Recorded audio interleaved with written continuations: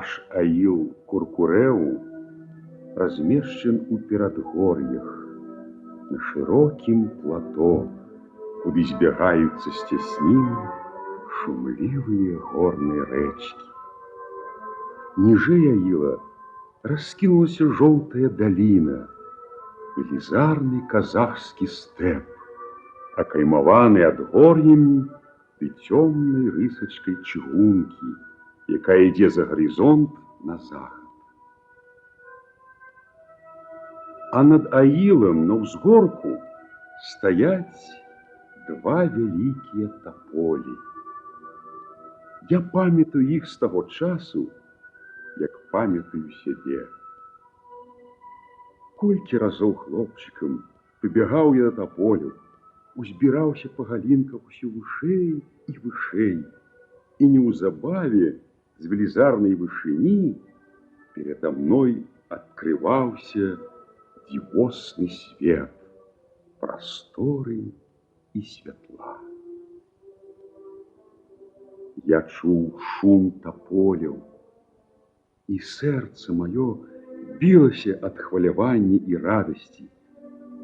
І пад гэтае шапаценне я намагаўся сабе ўявіць тыя далёкія краявіды, што хаваліся ў стэпавай смузе.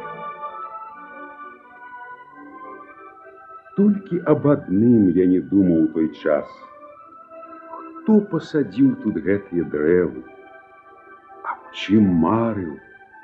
Аб чым гаварыў гэты невядомы, апускаючы ў зямлю карэнні дрэўцаў? З якой надзеяй вырошчваў іх тут на ўзгорку? Тайна дзвюх таполяў раскрылася мне праз многа гадоў і зусім нечакана. Мінулай восенню я атрымаў са свайго роднага аіла тэлеграму. Землякі запрашалі мяне на ўрачыстае адкрыццё новай школы, якую калгас пабудаваў сваімі сіламі. Але здарылася так, што важныя справы затрымалі мяне, і на ўрачысты сход я спазніўся.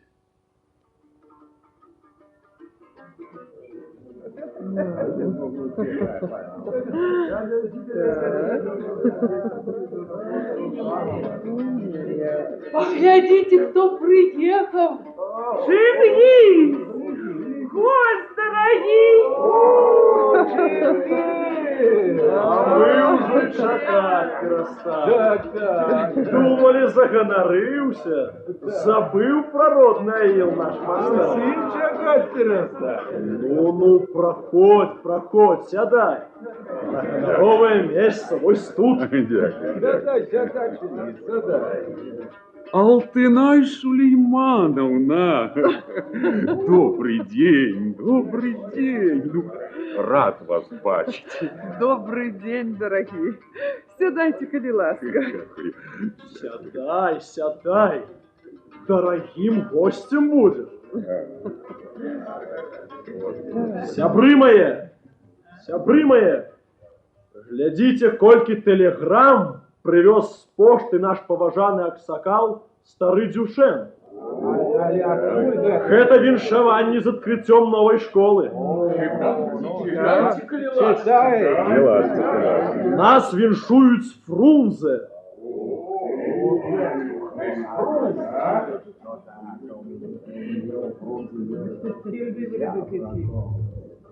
Что с вами, Алтынай Сулеймановна? Вам дрэнна? Не. Вы так збялелі? Не, нічога. Дырэктар зараз назваў одно імя. Дюйшен. Хто гэты чалавек? Дюйшен? Гэта калгасны паштальён. Цікавы стары. Усё жыццё бабылём жыве. А калісьці, гавораць, быў у аіле першым настаўнікам. Вы падумайце толькі, настаўнікам. А сам у той час ледзь у літарах разбіраўся. Прабачце, я выйду. Я сапраўды кепска сябе адчуваю. Пастаю на свежым паветры. Госці хутка пачалі разыходзіцца. Выйшаў і я. Каля рыка стаяла Алтынай Сулеймановна і глядзела на ўзгорак, туды, дзе пагойдваліся на вятры парыжэлыя асеннія таполі. Я падышоў да яе. Цяпер у іх лісце ападае, а паглядзелі вы на гэтыя таполі вясной, у час цвіцення. І я пра гэта ж думаю.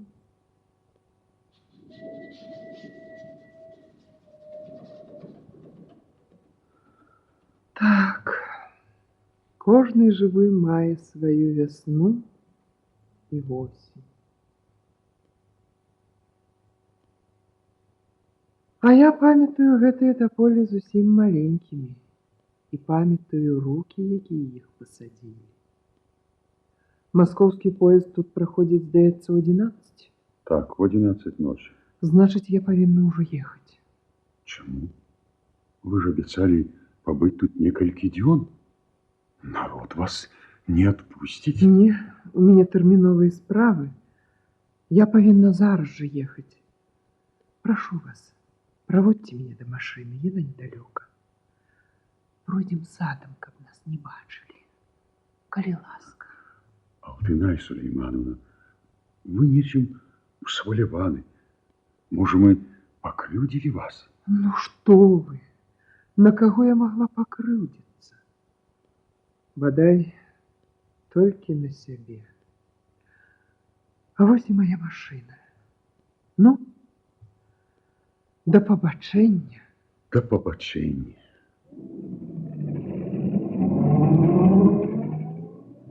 Алтынай Сулеймановна поехала. Я вярнуўся ў горад. А праз некалькі дзён нечакана атрымаў ад яе вялікае пісьмо, якое ўсхвалявала мяне да глыбіні душы. Хоць у мяне мноства важных і тэрміновых спраў, я вырашыла ўсё адкласці і напісаць вам гэтае пісьмо. Калі яно вас зацікавіць, я вас пераканаўча прашу падумаць над тым, каб расказаць аб усім людзям. Я лічу, што гэта патрэбна не толькі нашым землякам, гэта патрэбна ўсім, асабліва моладзі. Гэта было ў 1924 годзе.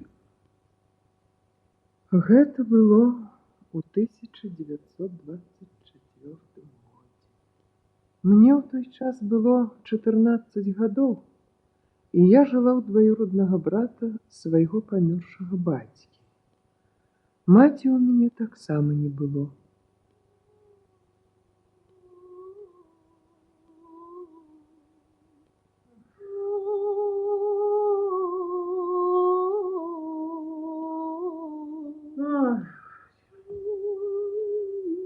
Ціхутка ты перастанеш выть, чарнамазае стварэнне. Вые, як воўк зімой. Доўга яшчэ будзеш поркацца зерне. Яшчэ ж раніца і загадала табе сабраць кізяку, а зараз ужо вечар. Теточка, дык вы ж у суседняю пайшлі, а мяне з дзецьмі загадалі застацца. Ды верні таўчы. Зараз закончу і пайду. Заўсёды ты адбрэшышся, сабака.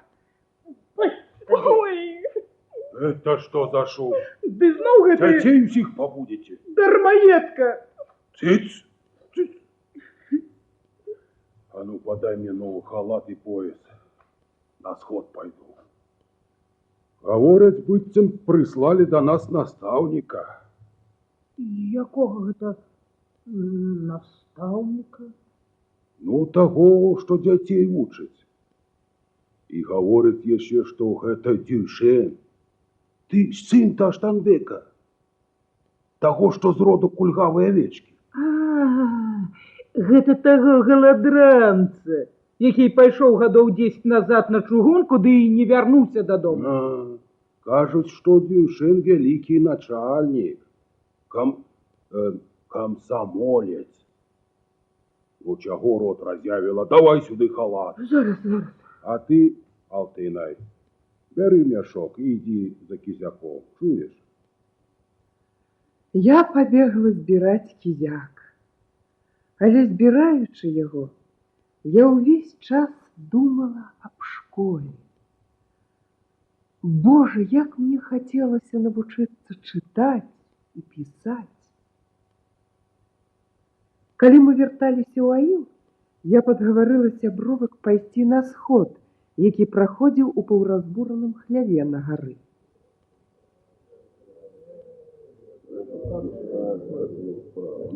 Перад кучкай пешым і конных людзей стаяў хлапец у чорным шынялі і нешта горача гаварыў.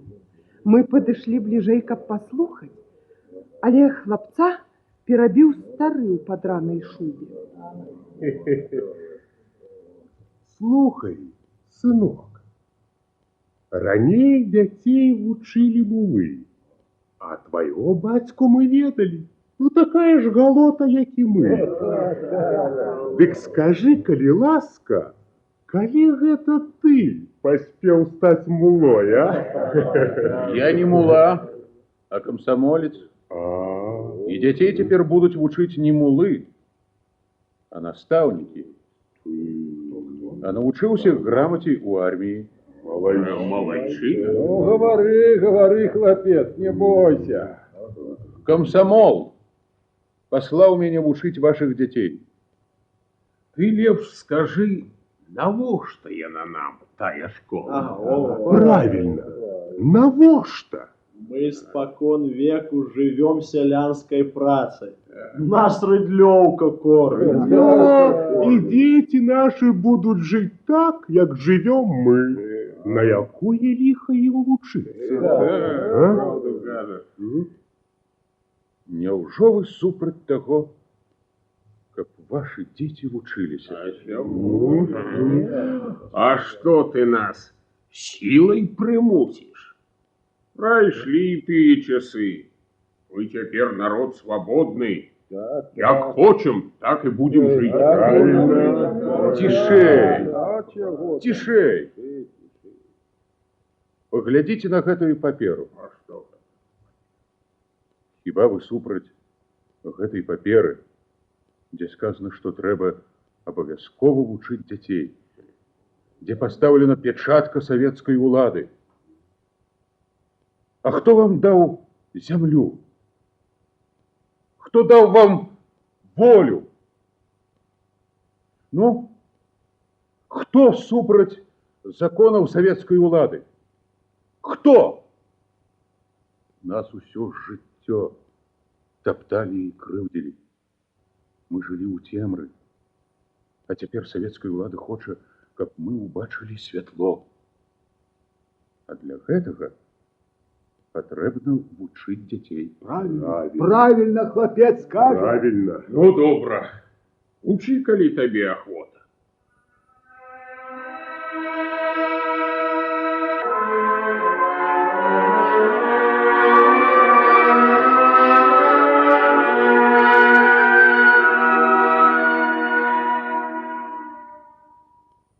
А ты, Картынбай, чаму не ідзеш?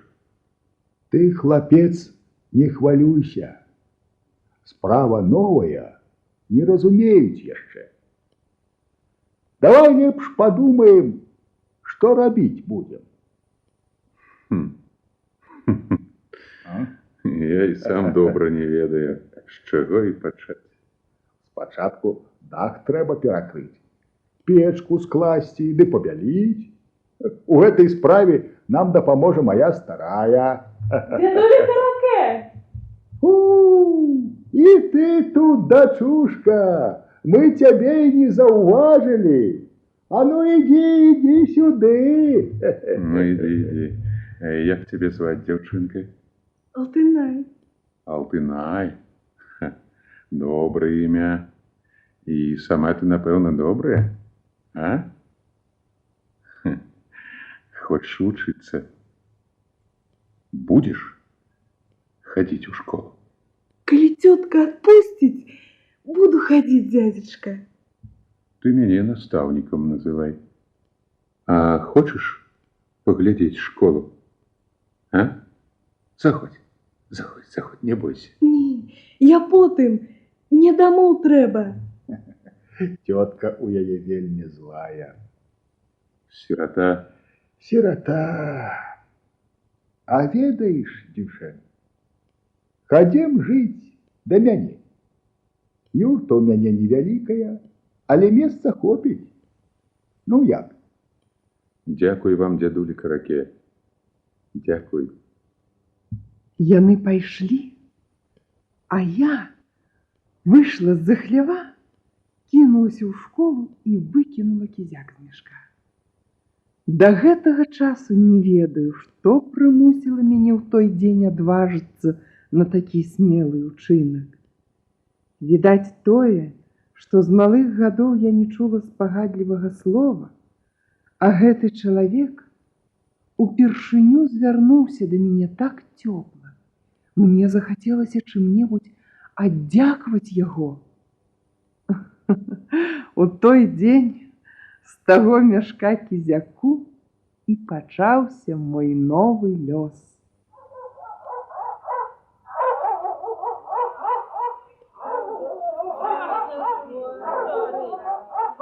А праз некаторы час раніцай у аіле забрахалі сабакі, пачуліся гучныя галасы. Гэта настаўнік хадзіў ад двара да двара, збіраючы дзяцей у школу. У мяне трывожна забілася сэрца. Ці прыйдзе ён да нас?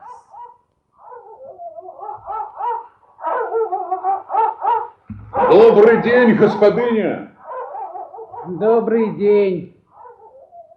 Сёння мы пачынаем вучыцца ў школе. Колькі гадоў вашай пляменніцы? А табе якая справа? Колькі табе гадоў? Алтынай. А навошта табе ведаць? Што ты за правіральшчык такі? Я і не да вучобы. Ты вонь колькі назбіраў і гані іх у школу. А тут табе няма чаго рабіць. Што вы гаворыце? Хіба яна вінавата, што ў яе няма бацькоў? Ці ёсць такі закон, каб сіроты не вучыліся? Ды адкуль ты ўзяўся, начальнік такі? Я яе кармлю, а не ты, жабрак. Эй, баба! З якога гэта часу ты стала галавой у доме? А ты, сын Таштанбека, бяры дзяўчынку. Хочеш вучы, хочеш засмаж яе і ідзі з двара прэч. Пайшлі, Алтанай.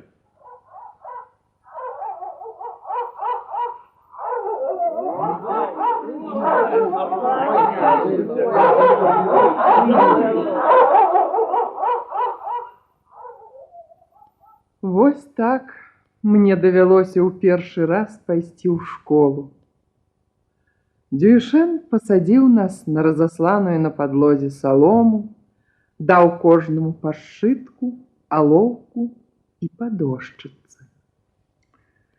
Сёння, дзеці, мы пачнём наш першы урок. Але раней, чым паказаць вам літары, я хачу расказаць вам аб адным чалавеку. Гэта дзякуючы яму вы смаглі сёння прыйсці ў школу. Паглядзіце на гэты партрэт уважліва. Ён рускі, а завуць яго Ленін.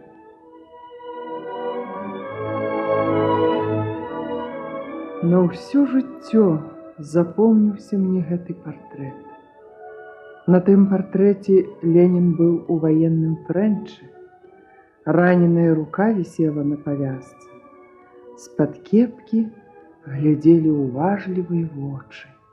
Ленін самы мудры чалавек. Ён жыве у вялікім горадзе, Маскве. Горад той такі вялікі, што нават Ташкент не можа параўнацца з ім. І адтуль Ленін кіруе ўсёй краінай. Ён гаворыць, што хутка нідзе не будзе багатых, што ўсе мы жыць будзем у прыгожых юртах, і ўсе дзеці будуць вучыцца ў школах. Пройдзе час, і у нашым Аіле будзе прыгожая новая школа з вялікімі вокнамі. Дзеці будуць сядзець з асобнымі сталамі, якія называюцца партамі. А скончыўшы школу, яны паедуць у вялікія гарады, каб, вярнуўшыся ў родны Аіл, вучыць іншых. Гэта будзе. Абавязкова будзе, дзеці. Добра. Хутчэй. Ну, а зараз пачнём наш першы урок. Дошчачкі, што я дам вам, пакладзіце на калені. Ось так. Я навучу вас, дзеці, чытаць і лічыць, пакажу, як пішуцца літары і лічбы, буду вучыць вас усяму, што ведаю сам. І сапраўды, ён вучыў нас усяму, што ведаў сам. Успамінаю я цяпер аб гэтым і дзіву даюся. Як гэты малапісьменны хлапец, у якога не было пад рукой ні аднаго падручніка, нават самага звычайнага буквара, мог адважыцца на такую адказную і нелёгкую справу. Гэта быў сапраўдны подзвіг, таму што ў тыя дні нам, кіргізскім дзецям, якія ніколі не бывалі далей свайго Аіла, неўзабаве адкрыўся новы, цікавы свет. Непрыкметна прайшла восень, і надышла зіма. У адзін з марозных завейных дзён наш настаўнік пайшоў у горад па нейкай важнай справе. Прайшло 3 дні, а настаўнік усё не вяртаўся. Я не вытрымала і пабегла на другі канец Аіла да дзядзькі Картынбая, дзе жыў Дюйшэн. Добрый вечер. Няхай дапаможа вам Бог. Что с тобой, Алтына? Ты задыхалася. Беда якая здарылась? Не, так просто. Мяшок вас принесла. Можно я у вас застануся сёння? Заставайся, дитя мое. Сідай да агню. Грейся. Зусім забылася на стары. Да тетку все не пускай, работы много. О, работа. Ух, сухая качарга, зусім дзяўчыну замучила, адны вочы светяцца. А ну, старая, поклади мясо ў казан, пачастуй дачку, можа і Дюйшэн падаспее. Даўно ён павінен дамоў вярнуцца. Вунь мяцеліца якая на двары. Может, з ім здарылася што-небудзь? Барані Боже. Што з ім можа здарыцца? Справы, мабыць, затрымалі. Ён чалавек дзяржаўны. А ты, дачушка, паеш, ды кладзіся спаць. Дякую. Дзе ж ты, настаўнік? Прашу цябе, не затрымлівайся. Вяртайся хутчэй. Мы чакаем цябе. Ты чуеш, настаўнік? Я чакаю цябе. Я лежала на цёплай кашме, а ў стэпу бушавала завіруха.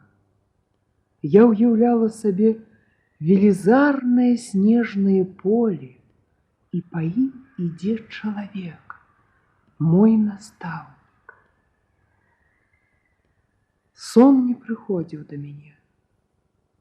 Успаміналася, як Дюйшэн сабраў нас і павёў у школу. Ішоў ён маўклівы, строгі, ссунуўшы бровы, і здавалася, што твар яго быў выкаваны з жалеза. Ніколі яшчэ не бачылі мы такім свайго настаўніка.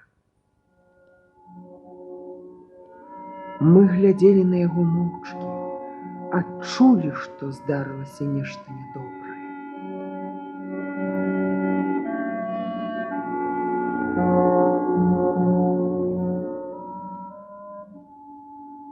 Гляньте, дети. Снимите шапки. Здарылся великие горы в далекой Москве. Помер Ленин. Країна наша зараз у жалобі.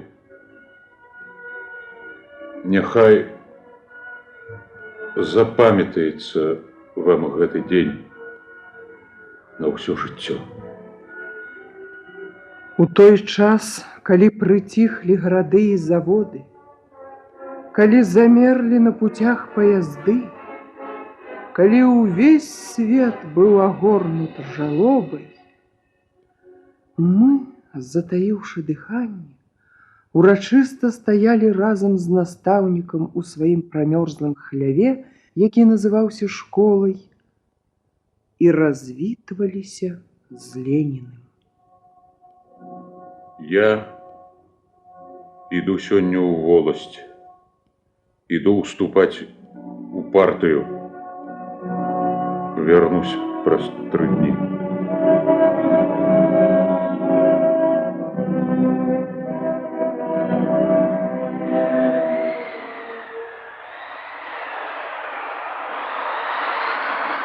Настаўнік, вельмі прашу цябе, вяртайся хутчэй.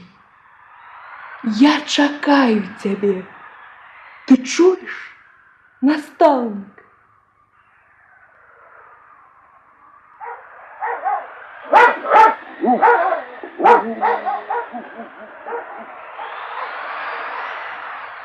Здаецца, Дзюшан едзе.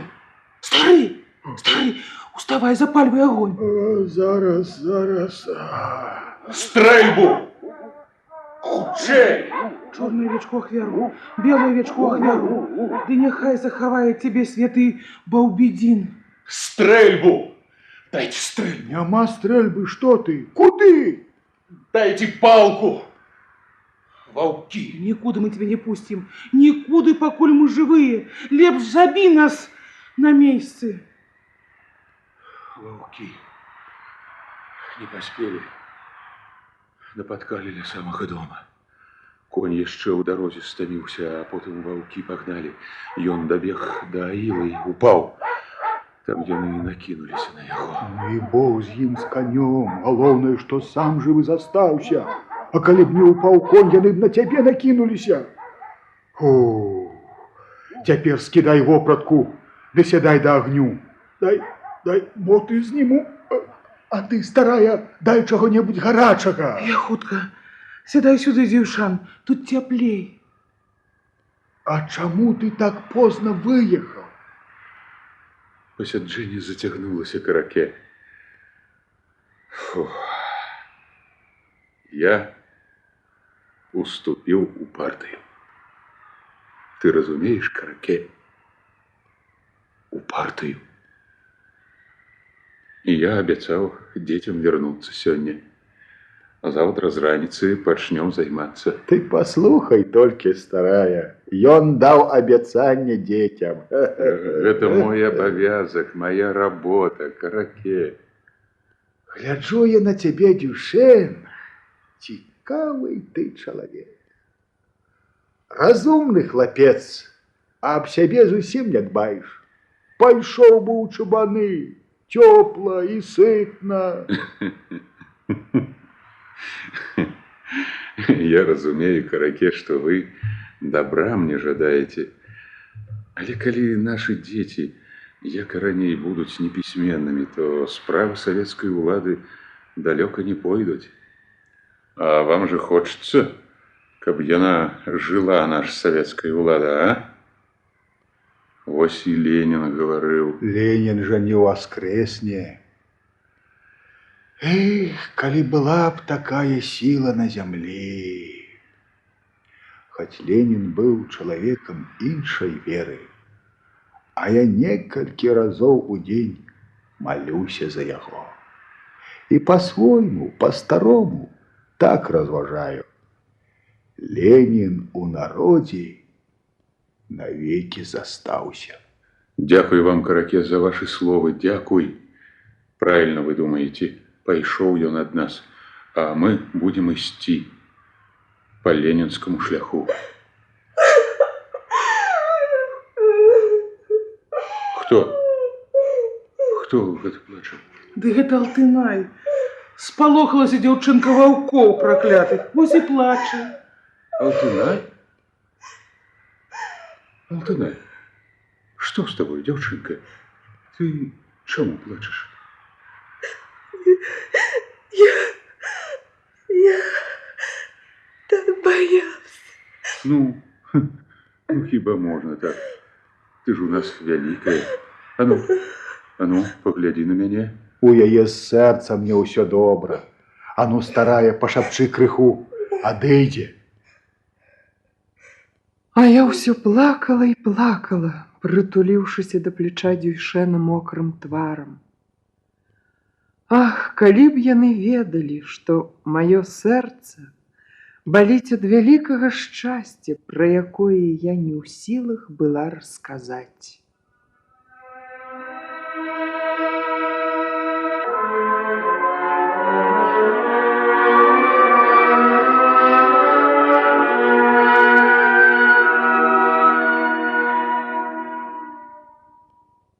Скончылася зіма. Настала першая вясна майго юнацтва. Яна здавалася мне прыгажэйшай за ранейшае. Але неўзабаве у гэты цудоўны, зяючы свет маёй вясны, майго юнацтва, увайшло нечаканае і страшнае. Неяк раз, вярнуўшыся са школы, я ўбачыла ў двары чужых коней. Яшчэ ад дзвярэй я пачула голас цёткі. Ды ты, племяннічак, не вельмі тужы. Не так ужо і многа заплаціў. Затое потым, калі атрымаеш галубку ў рукі, добрым словам мяне прыгадаеш. Что правда, то правда. Не дзяўчына, Кветка. Толькі 15 гадкоў исполнилось. Поглядим на ваш товар. Гроши немалые заплатил. Эй, што грошы? На дзеўку зірні, не пашкадуеш. І прыгожая, і на работу гарачая. Ты вось яна і сама. Алтынай! Ну, подойди, дочушка. Подойди. Трэба привітацца з гостями. День добрый. Ну, иди, дочушечка. Там у казане ежа для тебя стоит. Иди. Ну, нам додому трэба. А? Час не ранний, ехать далеко. Так. Значит, справа зроблена. Ужо зладили, племянничек. Ты все жыццё дзякаваць будешь. Заставайтеся с Богом. Бывай, племянничек, бывай. Счастливой тебе дороги. Падзяка святому Баўбедзіну справу абладзілі. Пачуў ён нашы малітвы, пазбавіў нас ад гэтай дармаедкі. Ну, стихни ты, стихни.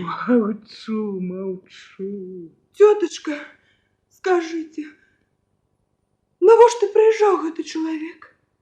Эх ты, дурница. Замуж тебе выдаю. У добрую, богатую семью. Будешь его другой жонкой. Это человек, перший богач на все горы. Теточка, любая, дядечка, пошкодуйте меня. Хіба я вам дрэнна служила? Хіба мало працавала?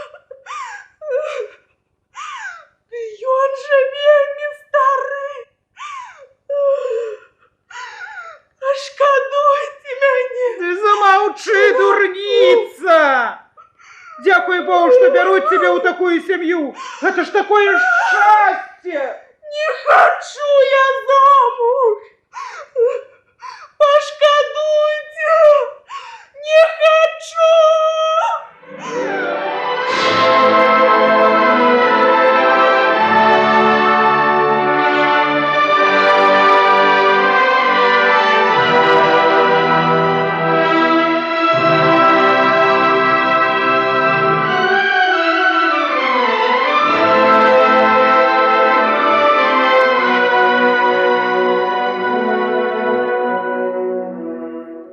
Усю ноч я не спала. Перад вачыма быў чырвоны твар старога з рэдкай бародкай. Учэпістыя рукі цягнуліся да мяне. Я прачыналася ў халодным поце. У школу я прыйшла бледная, устрывожаная. Подойди до меня, Алтынай. Что с тобой? Ты хворая? Не, наставник. Скажи, что с тобой здарылася? Не саромся, дзяўчынка.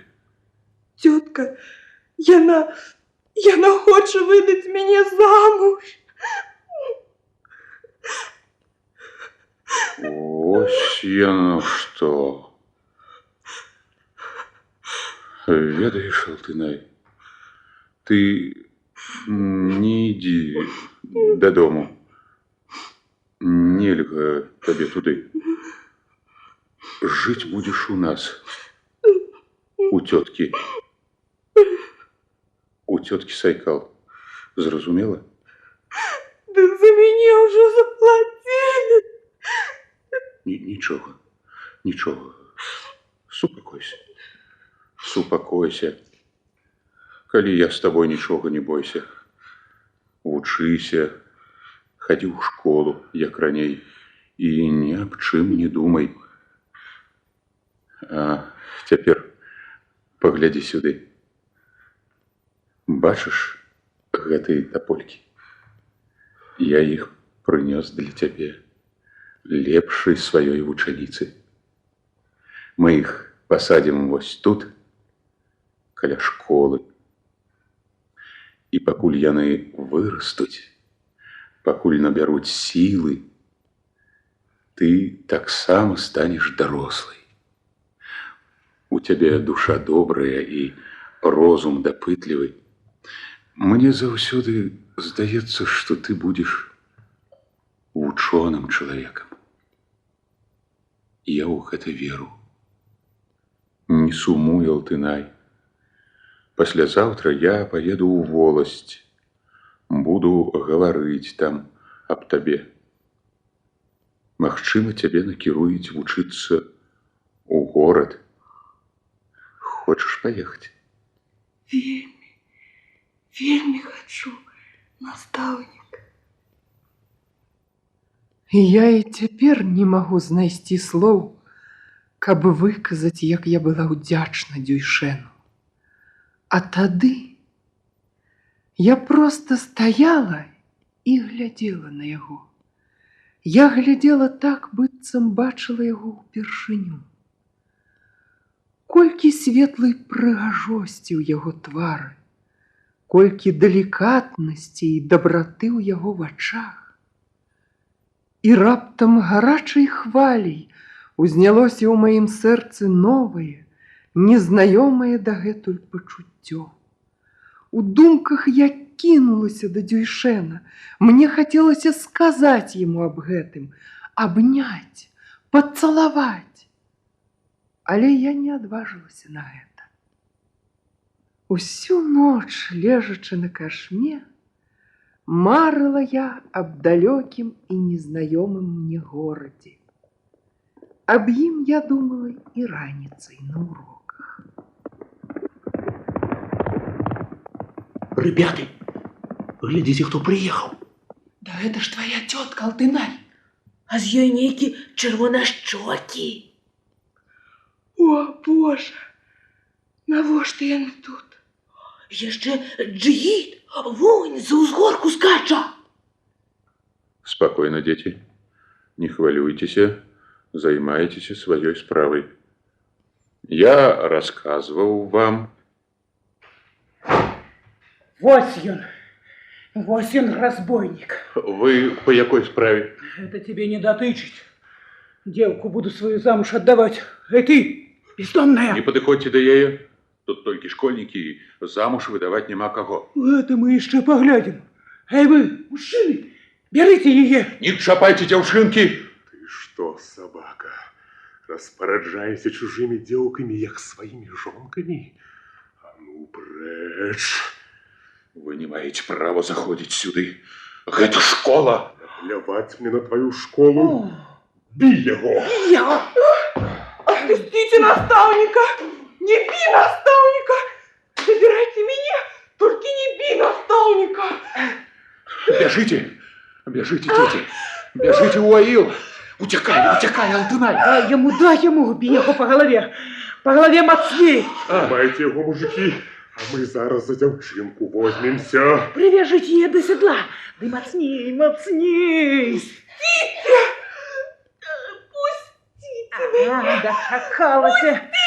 Дочакалася негодница.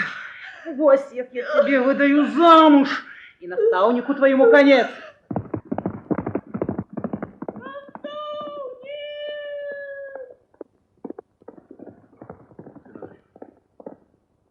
Алтынай! Алтынай! Так апынулася я у доме чужога чалавека. Стала яго другой жонкай. О, няхай будуць праклятымі гэтыя страшныя 2 дні і 2 ночы.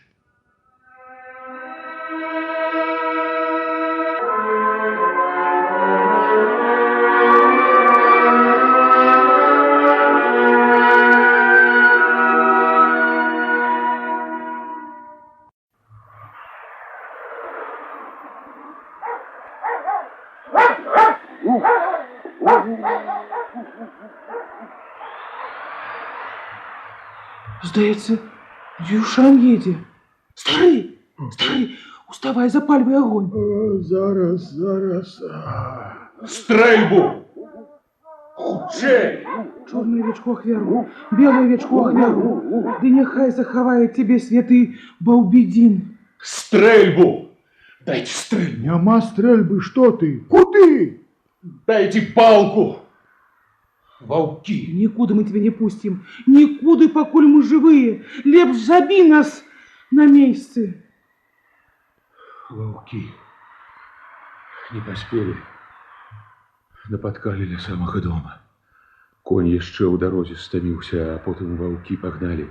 Ён дабег да Аілы і упаў. Там яны накінуліся на яго. Ну і Бог з ім, з канём. Галоўнае, што сам жывы застаўся. А калі б не упаў конь, яны б на цябе накінуліся. О, цяпер скідай вопратку, ды сядай да агню. Дай, боты зніму. А ты, старая, дай чаго-небудзь гарачага. Я хутка. Сядай сюда, Дюшан, тут теплей. А чаму ты так позна выехаў? Пасяджэнне зацягнулася к раке. Фу. Я уступил у партию. Ты разумеешь, Караке? У партию. И я обещал детям вернуться сегодня. Завтра с раницы начнем заниматься. Ты послухай только, старая. Ён дал обещание детям. Это мой обовязок, моя работа, Караке. Гляджу я на тебе, Дюшен. Цікавый ты человек. Разумный хлопец, а об себе зусім не дбаешь. Пайшоў бы у чубаны, тёпла и сытно. Я разумею, Караке, что вы добра мне жадаете. Але калі наши дети, як и раней, будут неписьменными, то справы советской улады далеко не пойдут. А вам же хочется, каб яна жила, наша советская улада, а? Вось и Ленин говорил. Ленин же не воскресне. Эх, коли была б такая сила на земле. Хоть Ленин был человеком іншай веры, а я некалькі разоў у день молюся за яго. И по-своему, по-старому так разважаю. Ленин у народе навеки застаўся. Дякую вам, Каракес, за ваши словы. Дякуй. Правильно вы думаете, пайшоў ён ад нас, а мы будем ісці по ленинскому шляху. Кто? Кто гэта плача? Ды гэта Алтынай. Спалохалася дзяўчынка ваўкоў праклятых. Вось і плача. Алтынай? Алтынай, что с тобой, девчонка? Ты чему плачешь? Я так боялся. Ну, хіба можно так? Ты же у нас великая. А ну, погляди на меня. У яе з сэрцам не ўсё добра. А ну, старая, пашапчы крыху, адыдзе. А я ўсё плакала і плакала, прытуліўшыся да плеча Дюйшэна мокрым тварам. Ах, калі б яны ведалі, што маё сэрца баліць ад вялікага шчасця, пра якое я не ў сілах была расказаць. Скончылася зіма. Настала першая вясна майго юнацтва. Яна здавалася мне прыгажэйшай за ранейшае.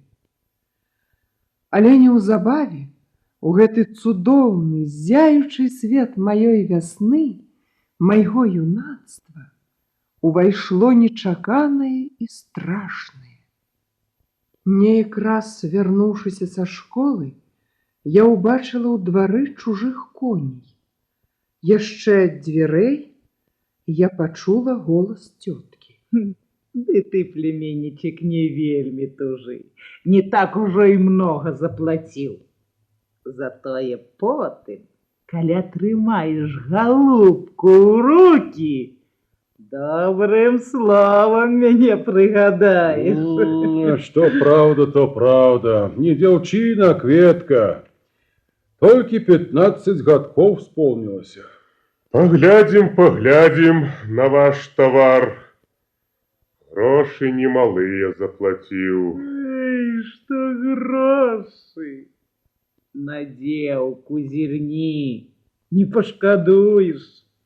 І прыгожая, і на работу гарачая. Ты вось яна і сама. Алтынай! Ну, подойди, дочушка. Подойди. Трэба привітацца з гостями. День добрый. Иди, дочушечка. Там у казане ежа для тебе стоит. Иди. Ну, нам додому трэба. А? Час не ранний, ехать далеко. Так.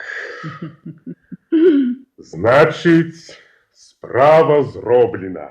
Уже зладили, племянничек. Усё жыццё дзякаваць будешь. Заставайтеся с Богом. Бывай, племянничек, бывай. Счастливой тебе дороги. Подяка святому Доўбедзіну справу обладили. Пачуў ён наши молитвы, пазбавіў нас ад гэтай дармаедкі. Ну, стихни ты, стихни. Молчу. Теточка, скажите, навошта прыйшоў гэты чалавек? Эх ты, дурница. Замуж тебе выдаю. У добрую, богатую семью. Будешь его другой жонкой.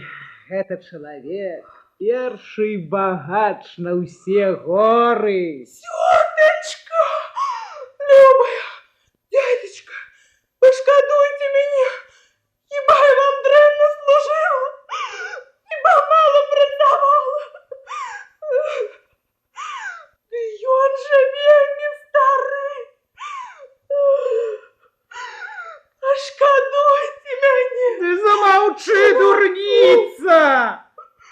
Дякую Богу, что берут тебя у такую семью. Это ж такое счастье. Не хочу я замуж. Пошкодуйте. Не хочу.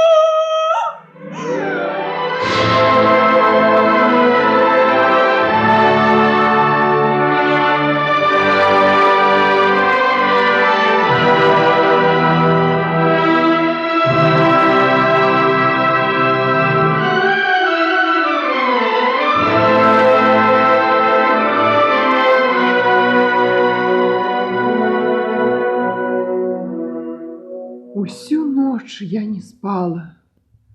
Перад вачыма быў чырвоны твар старога з рэдкай бародкай.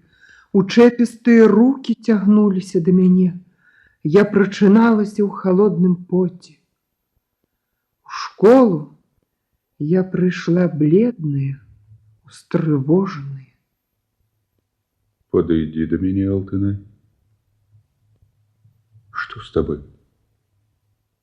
Ты хворая? Не, наставник. Скажи, что с тобой здарылася? Не саромся, дзяўчынка. Тетка, яна хоче выдать меня замуж. Ось яно что. Ведаешь, Алтынай, ты не иди додому. Нельга тебе туды.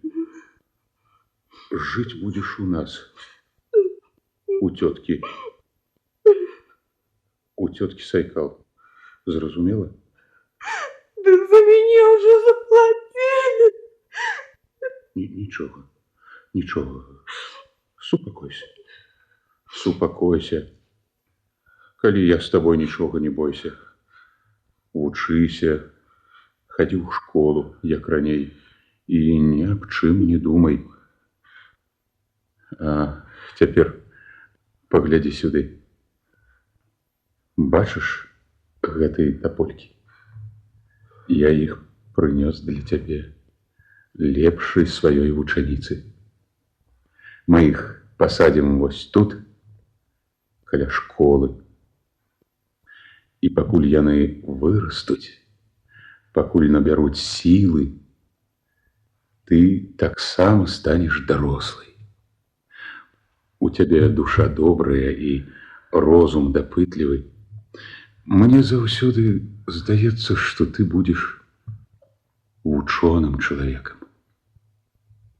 Я ў гэта веру. Не сумуй, Алтынай. Паслязаўтра я поеду ў воласць.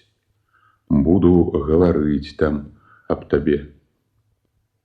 Магчыма, цябе накіруюць вучыцца ў горад.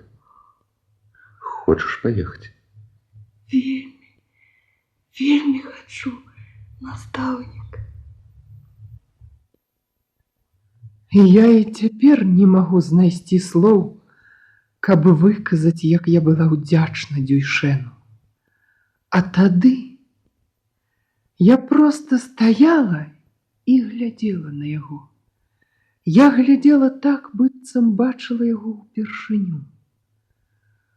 Колькі светлай прыгажосці ў яго твары, колькі далікатнасці і дабраты ў яго вачах.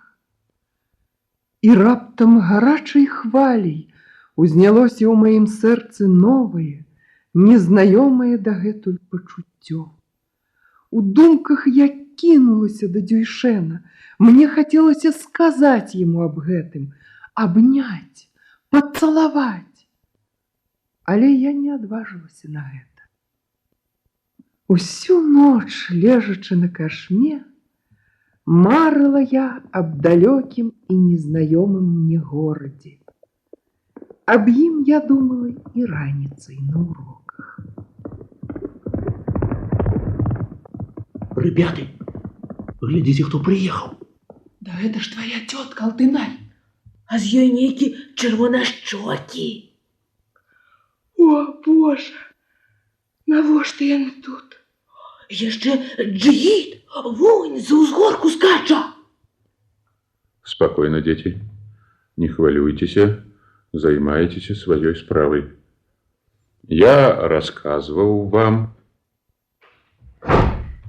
Вось ён, разбойник. Вы по якой справе? Это тебе не дотычить. Девку буду свою замуж отдавать. Эй ты, бездомная! Не падыходзьце да яе. Тут толькі школьнікі, замуж выдаваць няма каго. Это мы еще поглядим. Эй вы, мужчины, берите ее. Не чапайте дзяўчынкі.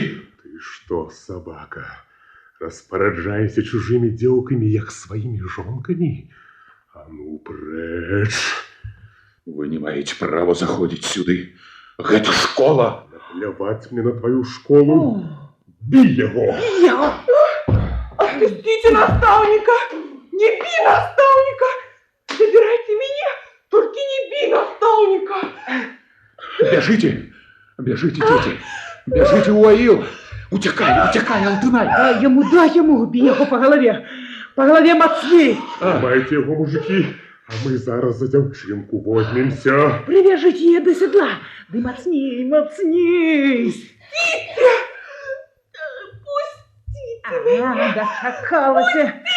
Дочакалась, негодница. Вось як я тебе выдаю замуж, и наставнику твоему конец.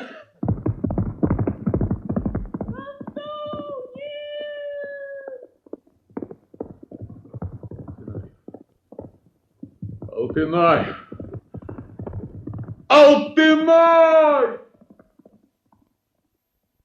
Так апынулася я у доме чужога чалавека.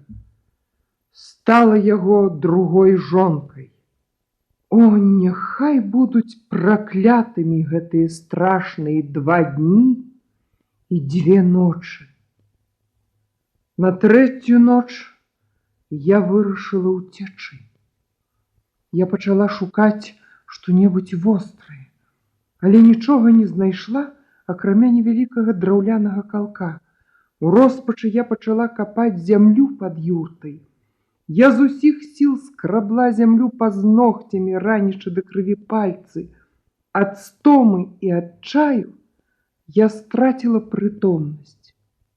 А калі апамяталася, не паверыла сваім вачам. Наставник. Алтынай. Наставник. Ты не покинул в беде. Ты приехал за мной. Алтынай. Я знайшоў тебе. Так, гэта сапраўды быў Дюйшен, а з ім 2 міліцыянеры. Ён у момант сарваў з мардатага коўдру. Уставай. Что? Уставай. Что тебе патрэбна ў гэтым доме, а? Галадранец. Ты пойдешь за нами. Ты яшчэ пагражаеш мне. Ты ці ведаеш ты, які калым я заплаціў за гэтую дзяўчынку? Мінулі тыя часы, калі за грошы можна было купляць людзей. Забирайте яго, таварышы.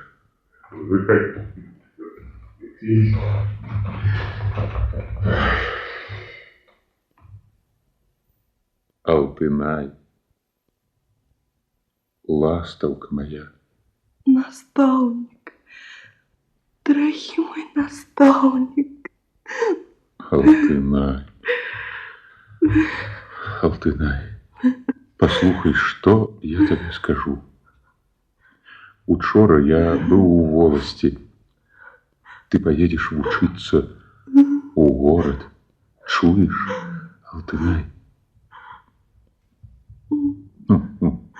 Не трэба плакаць. Зорачка моя, забудь пра ўсё, што было, і ніколі не ўспамінай пра гэта. Добра? Добра, наставник.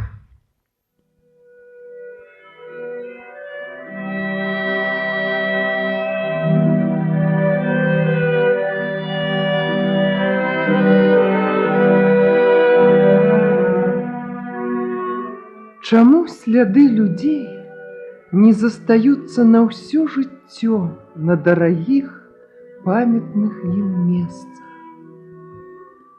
Калі б цяпер я знайшла тую сцежку, па якой мы вярталіся з Дюйшэнам з гор, я б прыпала да зямлі і цалавала сляды настаўніка. Хай будзе блаславены той дзень, тая сцежка, той шлях, па якім я пайшла да жыцця, да новай веры ў сябе, да новых надзей і святла.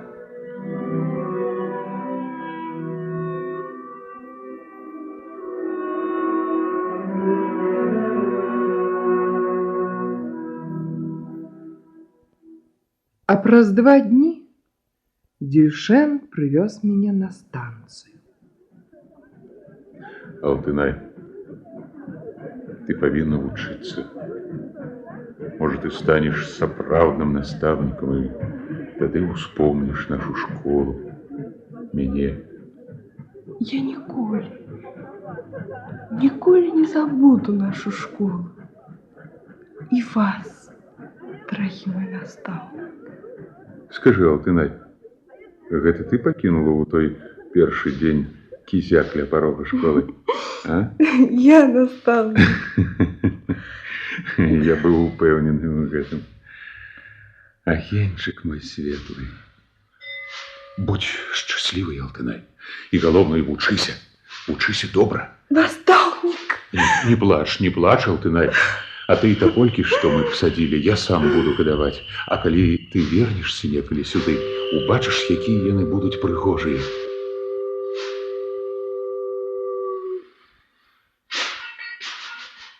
Счастливой дороги, родная. Не бойся, Алтынай. Будь смелая. Бывай, Алтынай. Бывай. Бывайте, настаўник. Бывайте, дорогий мой настаўник. Алтынай. Алтынай. Алтынай.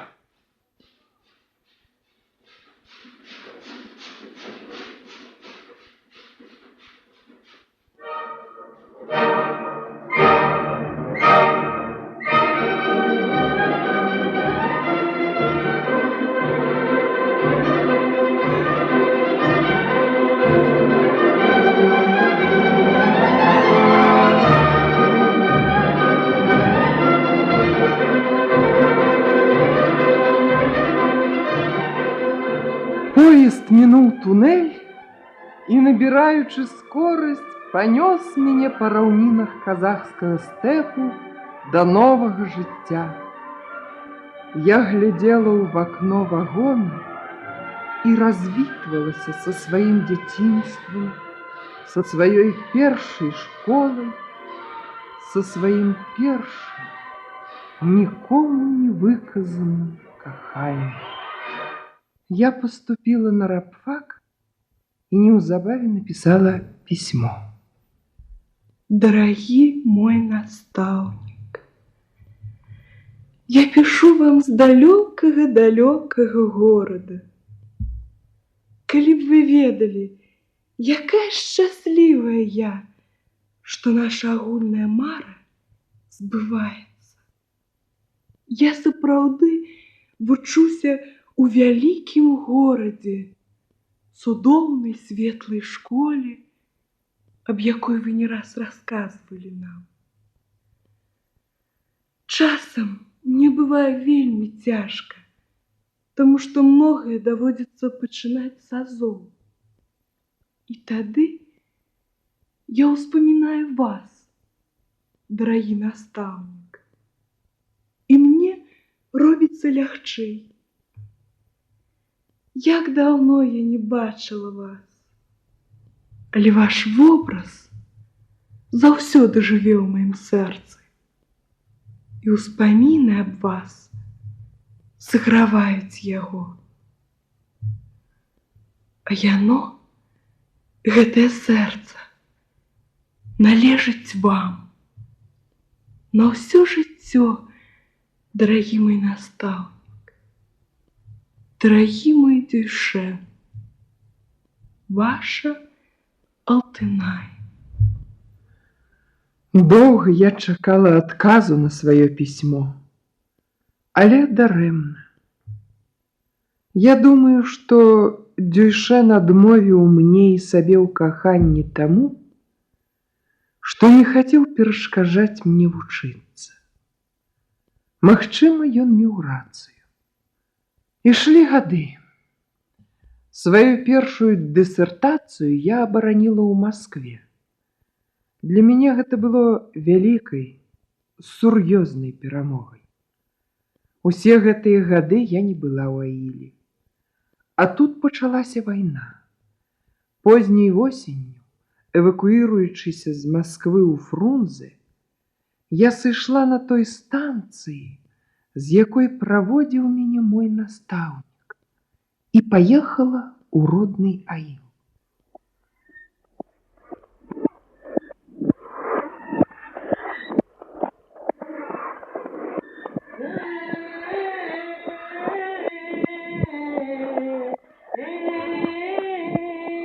Теточка, а вы бывали в наших местах коли-нибудь, а? Бывало, мой дорогий.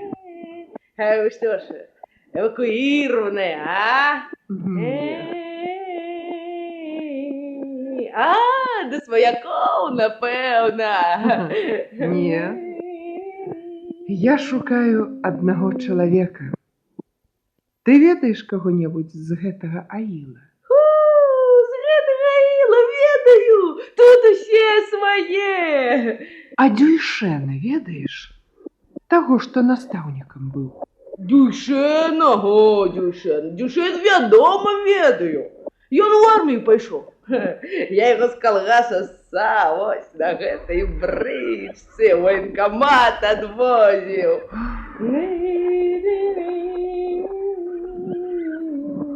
Спазнілася. Что сказали?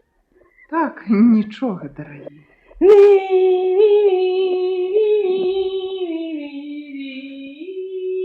Набліжаючыся да Аіла, я хвалявалася. Я ўглядалася здалёку ў новыя вуліцы, адшукала вачыма ўзгорак, дзе стаяла некалі наша школа. І раптам сэрца маё моцна закалацілася. На ўзгорку стаялі дзве прыгажуні таполі.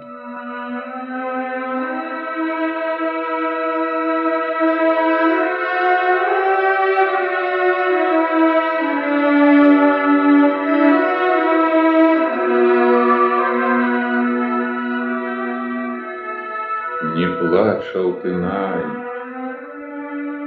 тыя топольки, что мы посадили, я сам буду доглядать.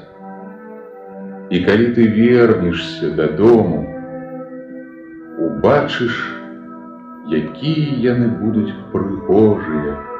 Дюйшэн,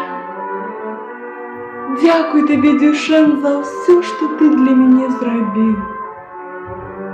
На ўсё жыццё ты застанешся ў маёй памяці, у маім сэрцы.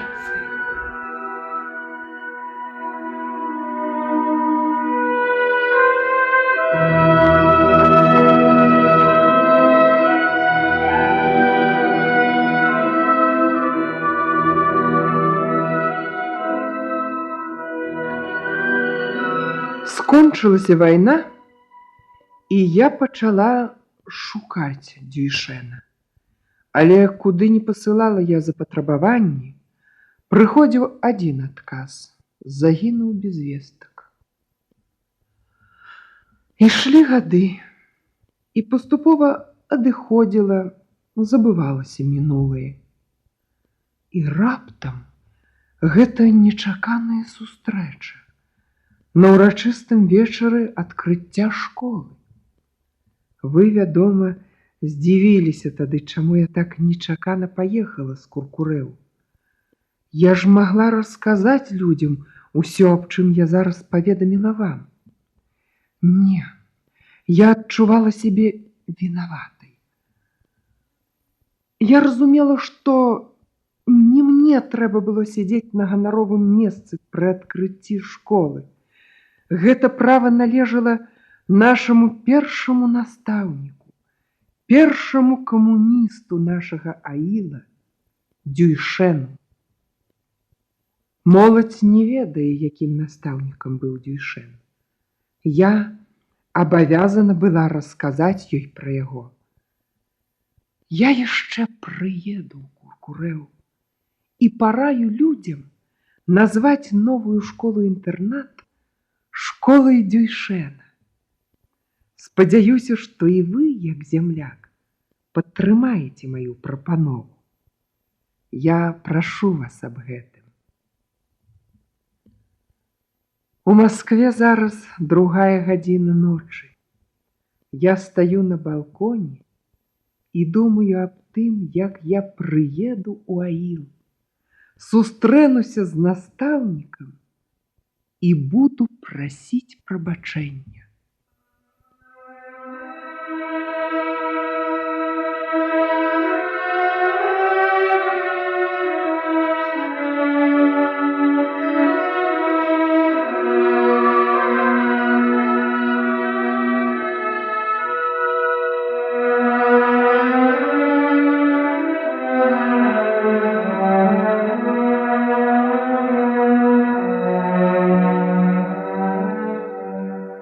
Вось і ўся гісторыя аб першым савецкім настаўніку у маім родным Аіле. І аб 2 таполях, што стаяць на высокім узгорку ля школы.